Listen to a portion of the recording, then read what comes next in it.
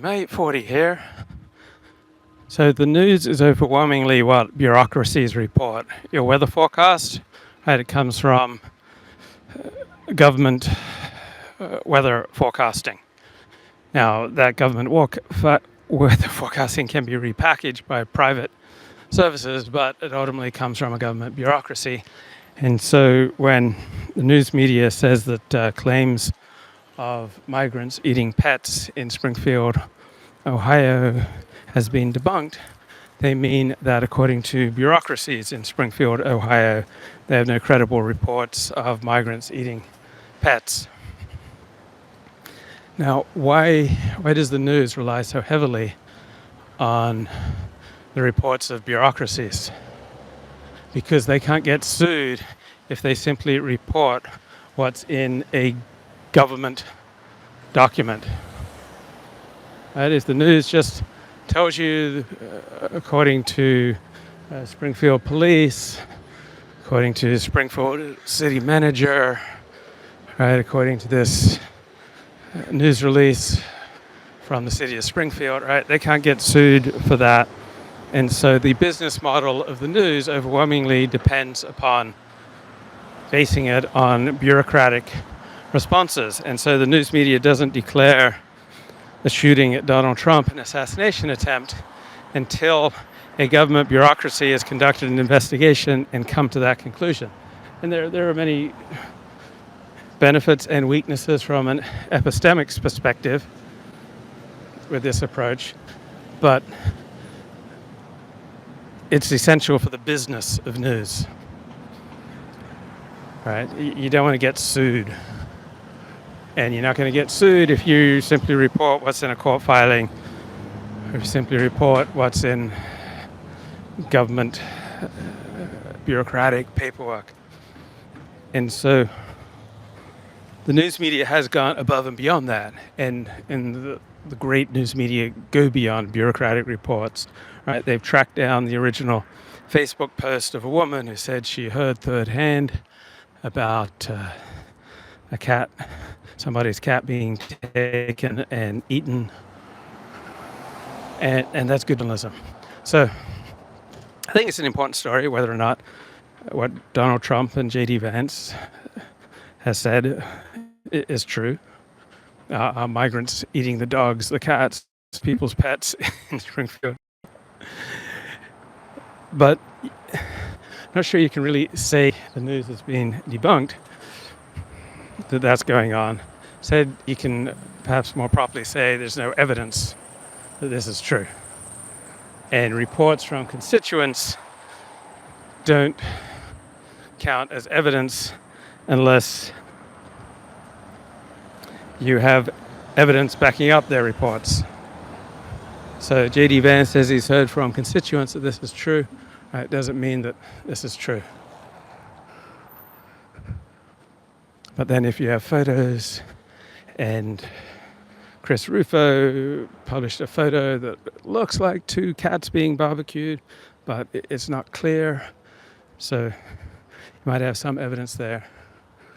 Now, the literal fact or falsity of these claims is important, but there are other things that are important too.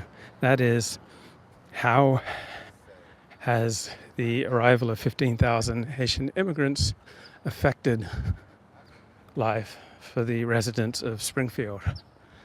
And it's possible that the overwhelming majority of mainstream media reports are true, that Haitians have overwhelmingly been a blessing to Springfield.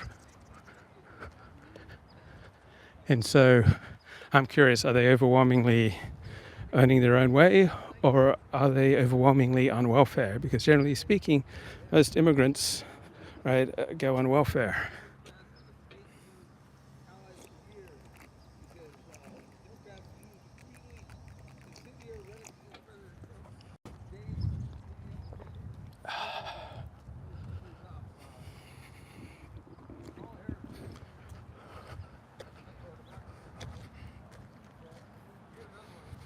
It's morning in America, bro.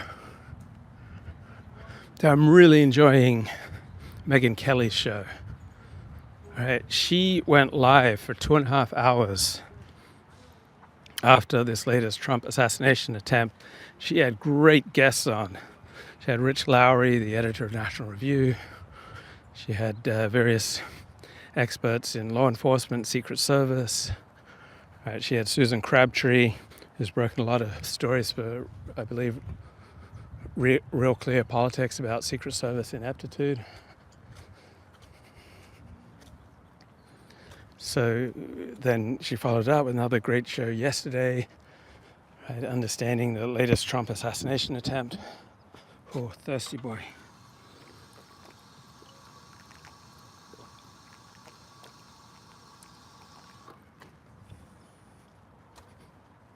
This live streaming is thirsty work, bro.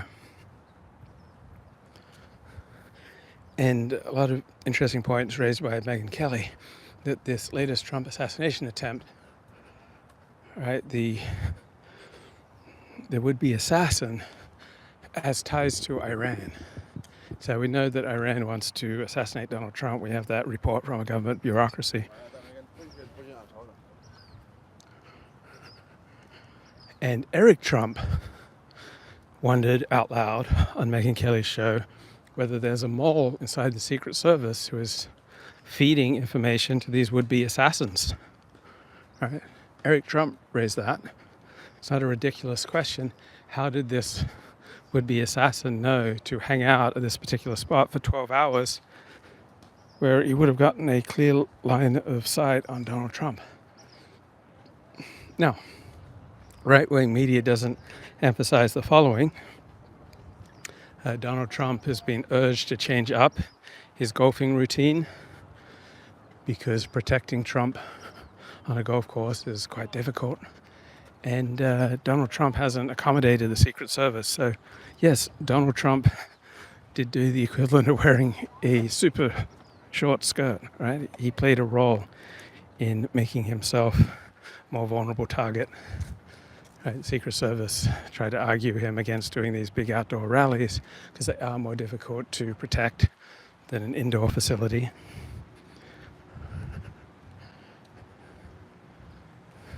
And Donald Trump didn't seem to do anything to bolster the Secret Service during his time in office. Now, apparently he brought in an outsider to run the agency, which might have been a good thing.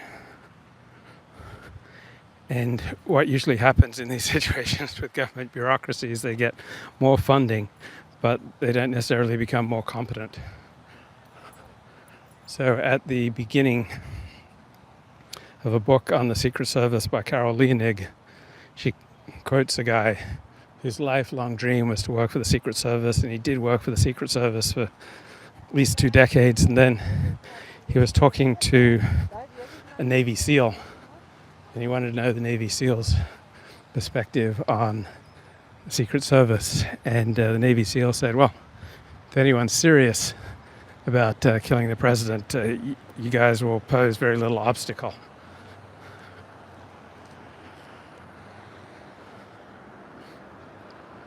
So perhaps there needs to be some widespread fundamental change with the way we operate the Secret Service, but it's not crazy to think that there is some kind of mole inside the Secret Service.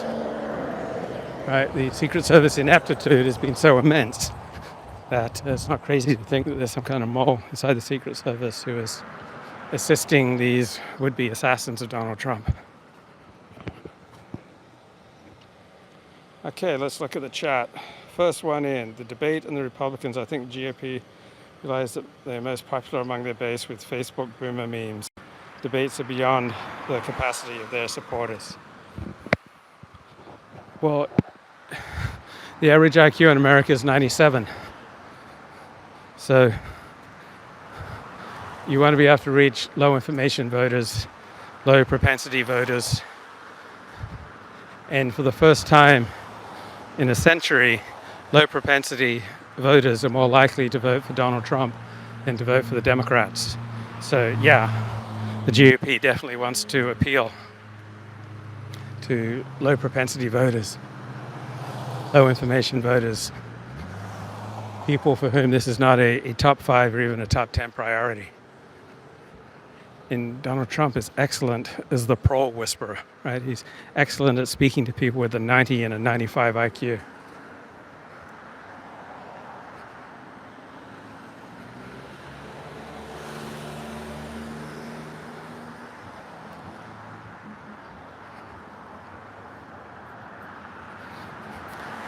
So the surface level news media reporting is about what bureaucracies are telling them, right? The deeper, more excellent journalism that we get access to comes from talking to individuals who challenge or supplement bureaucratic reports, because there's no inherent reason that what a bureaucracy states is true is really true. Now, is Democratic rhetoric leading to these Trump assassination attempts? I'm not sure. I don't think that Democrats should hold themselves back from saying Donald Trump is a threat to democracy because of these assassination attempts. But there does come a point where the wise person adjusts his rhetoric due to horrific behavior by those people who share that rhetoric. So this second attempted assassin against Donald Trump, he did post publicly that Donald Trump is a threat to democracy. He did echo these Democratic talking points. And so that is an argument. I'm not saying it's conclusive, I'm not saying it ends the discussion, but that is an argument for Democrats reducing the intensity of their attacks on Donald Trump. I'll give you a good example. When I was writing about the alt-right and talking about it on YouTube, right, this was primarily before the alt-right had killed anyone. So when Josh Hawley published, an academic political scientist, published his first book on the alt-right, you know that nobody in the alt-right had killed anyone. And the alt-right was quite different from white nationalism in that it was primarily based in humor, right? The white nationalists weren't primarily about humor. The alt-right was about culture jamming, right? The alt-right's public presentation was primarily we're a bunch of merry pranksters. And so because nobody in the alt-right was going out there and hurting anyone prior to Charlottesville, that made it much more socially acceptable to talk to people in the alt-right and to discuss the themes, the jokes, the arguments of the alt-right, because no one was getting hurt. Then, once people in the alt-right started slaughtering people, and that began with the mess at Charlottesville, and then accelerated to the widespread slaughter in mosques in New Zealand, and then to attacks at Walmart in South Texas. Right, as soon as people using alt-right, joking, prankster language and memes, taking on that 4chan alt-right, edgy language approach, right, that profoundly changed how I would talk about the alt-right and who I would have on my show, and it circumcised my discussion. It makes a difference when people who are using certain arguments, certain language, certain memes and jokes start slaughtering people, right? Even if the arguments are factually correct and even if the memes are funny, once people who use these arguments and memes to slaughter people, they cease to be so funny. And so I changed fairly dramatically in how I would talk about the alt-right once the alt-right started slaughtering people. And so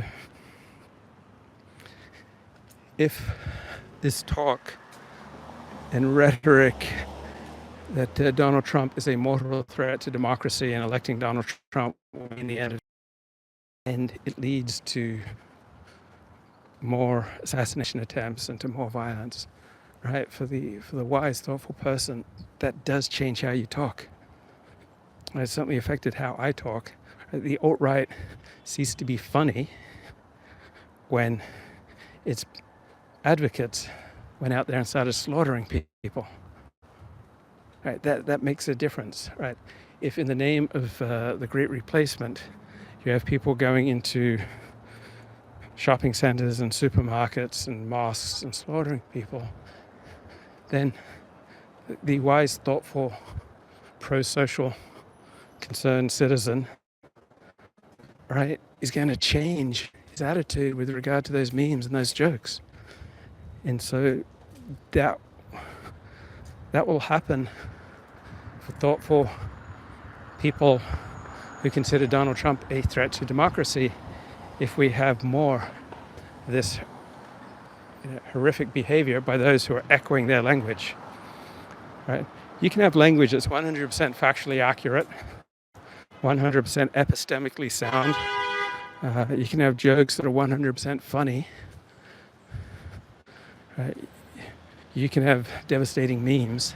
But as soon as people get out there and start killing people and using these memes, these arguments, this type of language and rhetoric, right, for the wise person, they can't go down this road anymore. Right? We all live in a society. And up until Charlottesville, the alt-right, up until Hailgate, right? Up until Hailgate, the alt-right was regarded as a bunch of merry pranksters. And after Hailgate, the alt-right looked like cosplay. And it ceased any mainstream, above ground social acceptance after Richard Spencer's Hailgate. And then after Charlottesville, right, it just became widely viewed as the equivalent of the Nazis. And let's say that analysis is wrong, right? Let's say that widespread social opprobrium is misplaced, right? You're not going to win. And so you have to take into account majority opinion. And if the majority is overwhelmingly appalled by this type of rhetoric, then you have to be self-defeating, suicidal, have nothing to lose, have nothing to live for. Your life has to be an abject failure where you have no dreams, no ambitions, you're not trying to build anything with anyone. Right? You don't value your bonds and your connections to persist in using language and jokes and rhetoric that most people find appalling. And so I would expect at a certain point there's going to be more and more pushback against those who overstate Donald Trump's threat to democracy. Now, I think the media is right to question the validity of Donald Trump's and J.D. Vance's claims about immigrants eating pets. But there's the claim at face value, and then there's the deeper claim, right, about the disruption to Springfield as a whole, of which these memes are just a fanciful, attention-getting, playful way of calling attention to a serious problem that is not getting addressed in the news media. So we do need solid reporting from Springfield. Are these Haitian immigrants a blessing? Right? Is Springfield better off for their presence? Are they the hard workers that they're overwhelmingly portrayed as in the mainstream media? Or is something more difficult going on? Now, we have a large Haitian community in the United States, so it shouldn't be that difficult to judge the Haitian community as a whole. It is the Haitian American community as a whole a net benefit for America or a net drain? Right? Are they paying more in taxes than they are consuming in welfare? And I was listening to the Reason podcast with Matt Welch.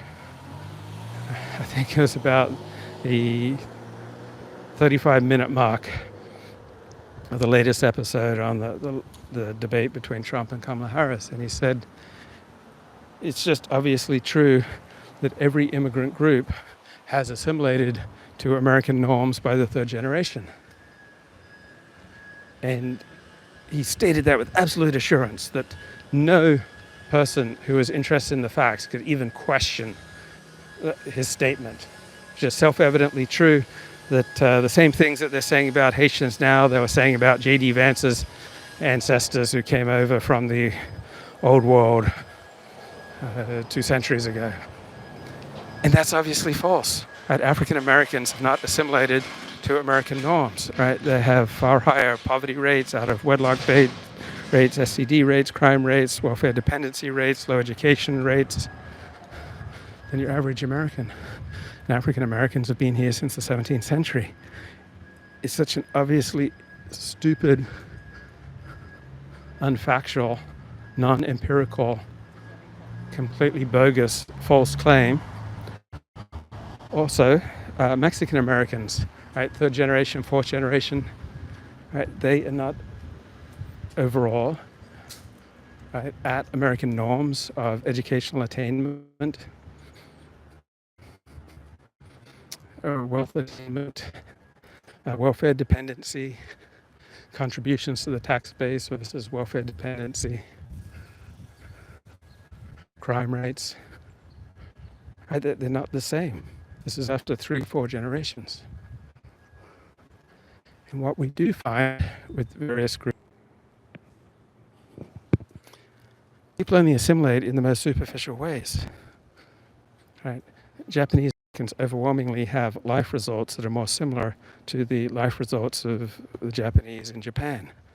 Swedish Americans, Scandinavian Americans have life results that are more similar to the life results of Scandinavians living in Scandinavia than your average American.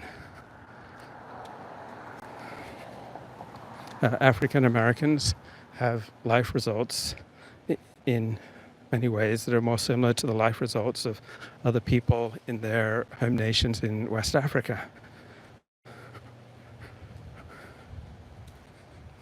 People usually only assimilate in the most superficial of ways, right? They learn the language of their host nation, they learn to dress like members of their host nation, and they adapt to a culture that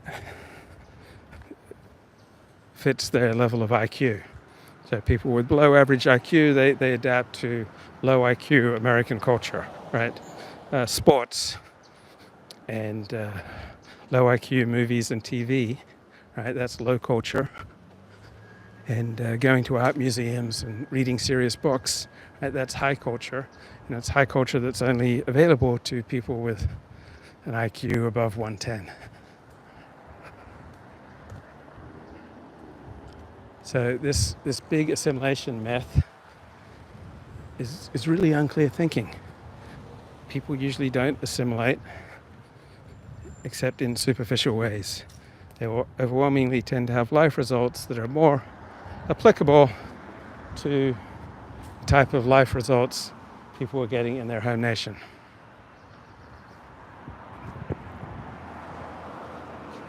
I don't think the average Trump supporter at this point thinks the cat thing is a meme. They're convinced that the Haitians are literally eating the pets of the people that live there. Probably true. Because people who are naturally predisposed to vote for Donald Trump are going to be on the right, and they are going to be predisposed to negative views of outsiders. That's a consistent through line with people on the right.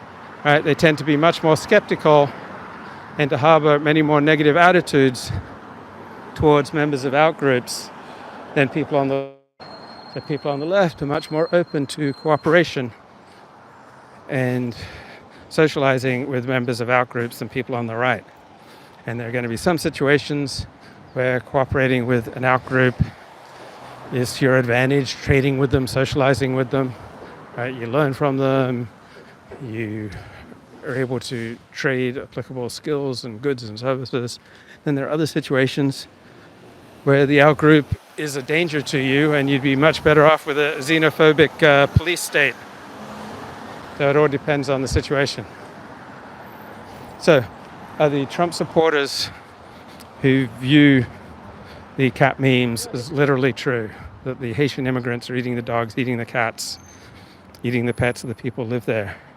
Are they closer to a fundamental political truth about the wisdom of importing hundreds of thousands of Haitians and whether or not that's good for America? All right. Are they wiser about that fundamental political issue than those who understand that the memes are false? I suspect they are. So they're probably empirically wrong about any widespread problem with Haitian immigrants eating the pets. But they're probably right that America overall does not benefit from the importation of hundreds of thousands of Haitians. But this is an empirical matter which I'm happy to allow to be settled by those with the empirical evidence. Are Haitian immigrants overwhelmingly a blessing to the United States? Right, just look at the statistics, look at their welfare dependency, look at their crime rates, their disease rates,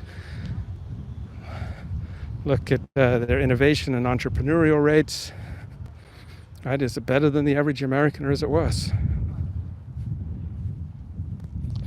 The great danger of our era that all the people predisposed to xenophobia are concentrated in the lower IQ, lower agency group, leaving the higher capacity members of society without antibodies. I think people with higher IQs are better at dealing with the different. Right? If you have a higher IQ, you're much more likely to be able to navigate a multicultural society and to reap the benefits and to minimize the downsides. But there are still a significant number of high IQ people who see the dangers with the reduction in social trust and social cohesion. But it does seem that the evidence points towards people with a higher IQ perhaps being more predisposed to politics of the left and to being much more open to the benefits of multiculturalism.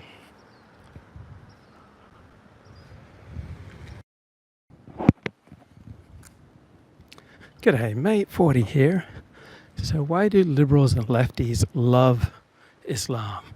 Because on the face of it, Islam is not LGBTQ friendly. I mean, why do you have things like Queers for Palestine, LGBTQ Pride Parade in Gaza or the West Bank, Ready Group? Oh, this is a pro-Israel. But the reason that liberals and lefties love Islam is that Islam hates America and the left hates America. So the only thing that radical LGBTQ people and the radical wokesters, right, have in common with Hamas and Islamic terrorists and Islamic regimes in general is that they hate America. So yeah, $1 million to any group to host an LGBTQ pride parade. This is brilliant. So we're going to have a whole bunch of protests coming up.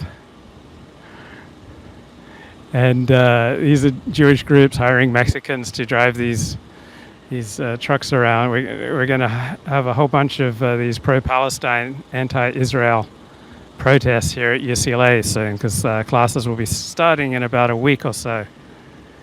And if they're so down with LGBTQ pride, right, why didn't they take out this offer for $1 million? Right, newtolerance.org. Right, this is great. I love it. Calling all Queers for Palestine, because you had Queers for Palestine right out here protesting against Israel, and you know that if they set up anything in Gaza, they just get slaughtered. And so this is great. What unites the left and Islam, what unites the radical LGBTQ Queers for Palestine crowd and the wokesters, the only thing that unites them is that they hate America. Right? Other than that, they got nothing in common. I don't have any pronouns, he, him. Yeah. Can you imagine trying to throw the LGBTQ pride parade in Hamas-controlled or ISIS-controlled territory, right? ISIS is more hardcore than Hamas. But you cannot say that Hamas and ISIS are inauthentic to Islam, right? They are one authentic expression of Islam, right? Liberal voices have absolutely no power in Islam, right? Because there's not much resonance on behalf of liberalism in Islam. So in Islam, the hardcore, right, kill for the Prophet contingent consistently wins out. The moderates, the liberals, have absolutely no power in Islam. So it doesn't matter how many Muslims are liberal and moderate, they have absolutely no institutional Islamic power. Right? Institutional Islamic power is completely controlled by those who promote terrorism and promote fatwas against people such as the author of the Satanic Verses. So it doesn't matter how many nice, moderate, liberal people you have in Gaza, they have no power. It doesn't matter how many nice, liberal people you have who identify as Muslim, they have no power. Right? All institutional power in Islam belongs to those who are eager to kill for Islam. And that's not true for Judaism, that's not true for Christianity. Right? Judaism and Christianity, institutional power is largely on the side of the liberals and the moderates and the left. But there's no non-fundamentalist Islam.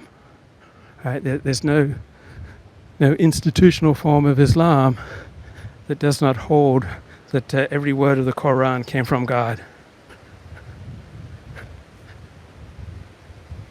So when there are no moderate, peaceful, liberal institutions in Islam, then there are reasons that many people are afraid of Islam developing power in their community, because all those who hold power in Islam are essentially on the pro-fatwa, pro-terror side. So, g'day mate, 40 here. See that concrete outlook here over Irvine Drake Stadium? So I was hanging up out there watching a tennis tournament down below here. All right, watching it for free, even though I could only see half a court, and it was absolutely a life-changing moment, because when I was hanging out on this concrete outcrop, right, you can see how dangerous it would be. There are a bunch of us watching for free on top of this outcrop, and then security, I think police, came to drive us out, and there was a verbal confrontation, and someone slipped and almost fell off this concrete outlook. And then I realized, hey, I was participating in something that could have been deadly dangerous, right? By trying to watch this tennis match for free, right? Me and the other freeloaders drew the attention of security and police. And then in the verbal confrontation to clear this concrete outlook, right, someone almost slipped and fell from the top. And I was present at that very dangerous situation. So I learned from that, stay away from pointless, dangerous confrontations, particularly with people with weapons or around people who don't make good decisions. Because when you increase the tension level, when you increase the sense of threat, right, when you increase the intensity, right, you decrease people's ability to make smart decisions. And so someone was just hanging there on that wire, and they almost tripped over that wire. See that wire? They almost tripped and fell all the way down. So after that, I tried to stay away from pointless, needless confrontations that could lead to great danger and destruction.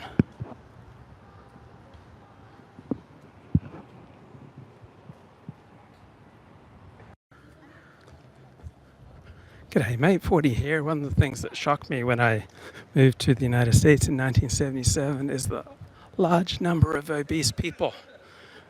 Now, I lived on a college campus, Pacific Union College, the Napa Valley, so there was a smaller percentage of obese people on the college campus because colleges attract above average IQ people. And you'll notice here at UCLA, the top public university in America, you see very few obese people, right?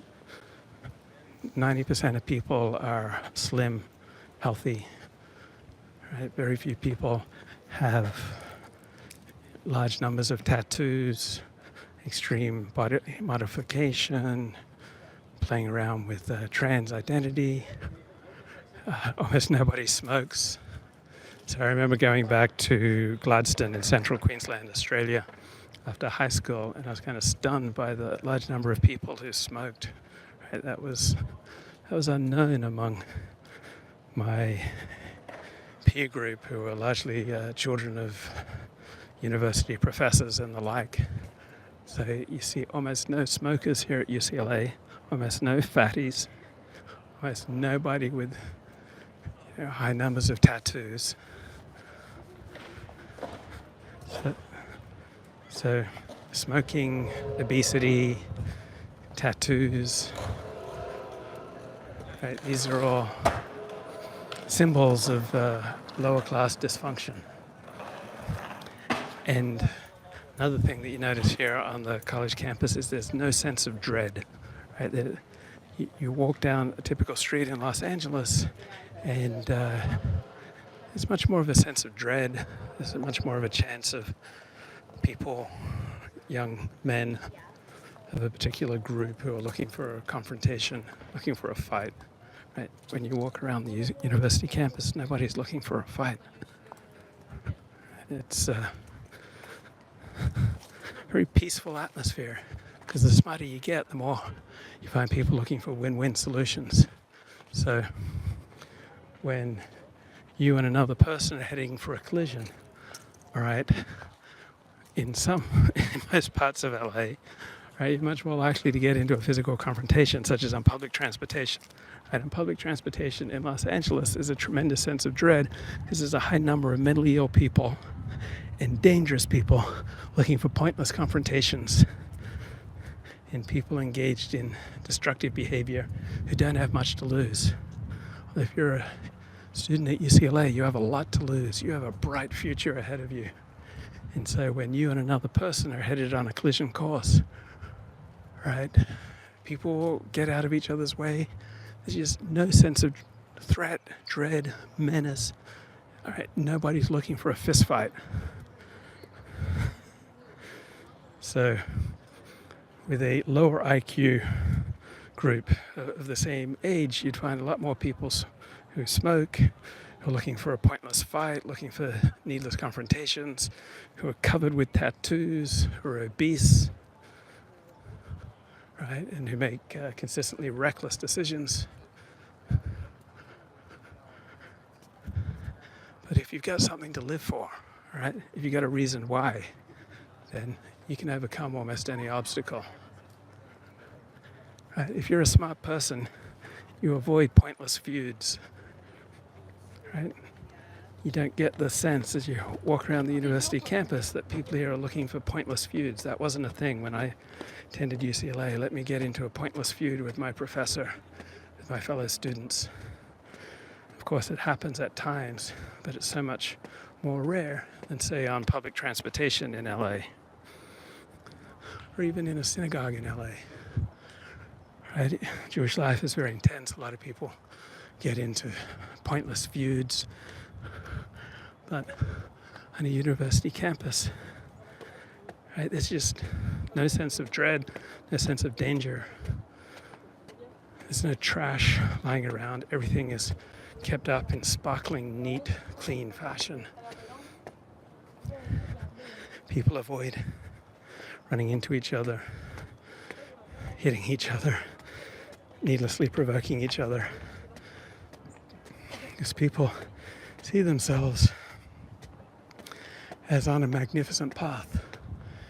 And if you have a vision that you're headed for a magnificent path in life, if you're really excited about what's ahead, you're going to make much better decisions, right? You're going to be much happier.